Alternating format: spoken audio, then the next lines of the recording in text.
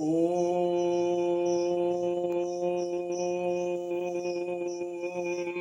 भूर्भुवः स्वः तत्सवितुर्वरेण्यं भर्गो देवस्य धीमहि धियो यो नः प्रचोदयात्। हे परमात्मा, हम सब लोगों की बुद्धियों को सद्मार्ग की ओर प्रेरित करें। परम पूजनीय गोस्वामी तुलसीदास जी द्वारा रचित श्री रामचरितमानस महाकाव्य का ये भाग नंबर 199 आप लोगों के समक्ष प्रस्तुत कर रहा हूं। आप लोग इसका श्रवण करें और श्री रामचंद्र जी के जीवन चरित्र से कुछ सीखें, कुछ अपनाएं। महर्षि विश्वामित्र के पास जाकर राजा जनक उनकी आदर सत्कार करते हैं उनका, और श्री राम जी के सुंदरता को देख करके दोनों भाइयों की बहुत खुशी होती है। आगे बहुत सोच समझकर महर्षि विश्वामित्र से कुछ कहना चाहते हैं। गोस्वामी तुलसीदास जी लिखते हैं,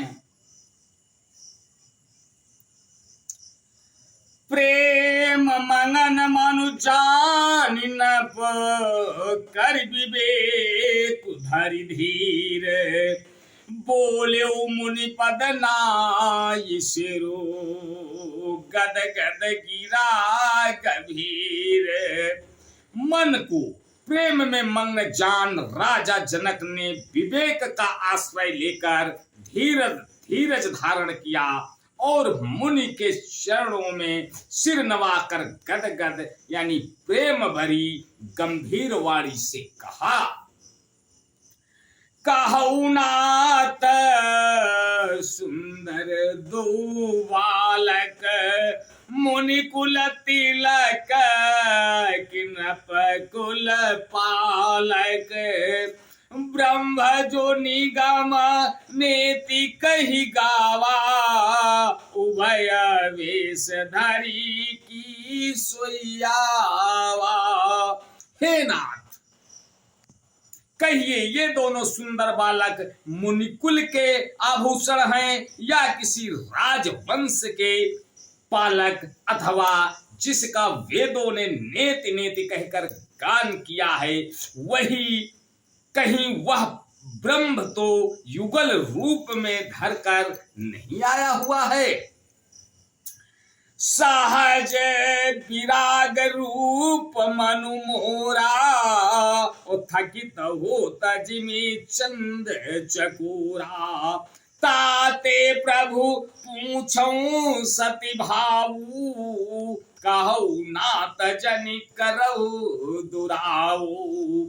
मेरा मन जो स्वभाव से ही वैराग्य रूप बना हुआ है, इन्हें देखकर इस तरह मुग्ध हो रहा है जैसे चंद्रमा को देख करके चकोर। हे प्रभु, इसलिए मैं आपसे सत्य निश्चल भाव से पूछता हूं, हे नाथ बताइए, छिपाव न कीजिए। इन्हीं बिलोकत अति अनुरागा, बरबस ब्रह्म सुखई मन त्यागा, कहा मुनि भी हसी कहो नपनी का, बचन तुम्हारा न होई अली का। इनको देखते ही अत्यंत प्रेम के वश होकर मेरे मन ने जबरदस्ती ब्रह्म सुख को त्याग दिया है।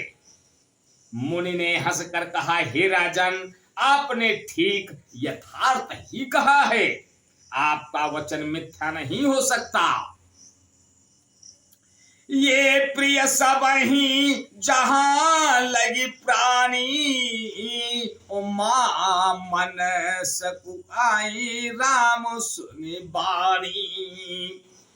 ये प्रिय सब ही जहां लगी प्राणी, ओ मन मुसुकाहि राम सुनि बाणी। रघुकुल मनि दशरथ के जाए, मम हित लागी नरेश पठाए। जगत में जहां तक जितने भी प्राणी हैं, ये सभी को प्रिय हैं। मुनि की रहस्यमयी वाणी सुनकर श्री राम जी मन ही मन मुस्काते हैं, हंसकर मानो संकेत करते हैं कि रहस्य खोलिए नहीं। तब मुनि ने कहा, ये रघुकुल मणि महाराज दशरथ के पुत्र हैं। मेरे हित के लिए राजा ने इन्हें मेरे साथ भेजा है। राम लखन दो बंधुवर, रूपशील बलधाम। मखरा क्यों सब साखी जगो, जीते असुर संग्राम। ये राम और लक्ष्मण दोनों श्रेष्ठ भाई, रूपशील और बल के धाम हैं। सारा जगत इस बात का साक्षी है कि इन्होंने युद्ध में असुरों को जीतकर मेरे यज्ञ की रक्षा की है। मुनि तव चरण देखि कहराऊ, कहि न सकहु निज पुण्य प्रभाऊ। सुंदर श्याम गौर दो भ्राता, आनंद हूं के आनंद दाता। राजा ने कहा, हे मुनि वर्ण के दोनों भाई, हे मुनि आपके चरणों के दर्शन कर मैं अपना पूर्ण प्रभाव कह नहीं सकता। ये सुंदर श्याम गौर वर्ण के दोनों भाई आनंद को भी आनंद देने वाले हैं। इनके प्रीति परस पर पावनी, कहीं न जाई मन भाव सुहावनी। सुनहु नाथ का मुदित विदेहु, ब्रह्म जीव इव सहज स्नेहु। इनकी आपस की प्रीति बड़ी पवित्र और सुहानी है, वह मन को बहुत भाती है, फिर पर वाणी से कही नहीं जा सकती। विदेह जनक जी आनंदित होकर कहते हैं, हे नाथ सुनिए, ब्रह्म और जीव की तरह इनमें स्वाभाविक प्रेम है। पुनि पुनि प्रभु ही चितव नर नाहू, पुलक गात उर अधिक उछाहू। मुनहि प्रशंसी नाई पद सीसु, चले उलवाई नगर अवनीसु। राजा बार बार प्रभु को देखते हैं, दृष्टि वहां से हटाना नहीं चाहते। प्रेम से शरीर पुलकित हो रहा है और हृदय में बड़ा उत्साह है। फिर मुनि की प्रशंसा करके और उनके चरणों में सिर नवाकर राजा उन्हें नगर ले जाते हैं। सुंदर सदनु सुखद सब काला, तहां बासुलय तीन भुआला। करी पूजा सब विधि सेवकाई, गयौ राव ग्रह विदा कराई। एक सुंदर महल जो सब समय सभी ऋतुओं में सुखदायक था, वहां राजा ने उन्हें ले जाकर ठहराया। तदंतर सब प्रकार से पूजा और सेवा करके राजा विदा मांगकर अपने घर गए। ऋषय संग रघुवंश मणि, करि भोजन विश्राम। बैठे प्रभु भ्राता सहित, दिवस रहा भरी जाम। रघुकुल के शिरोमणि प्रभु श्री रामचंद्र जी ऋषियों के साथ भोजन और विश्राम करके भाई लक्ष्मण समेत बैठे।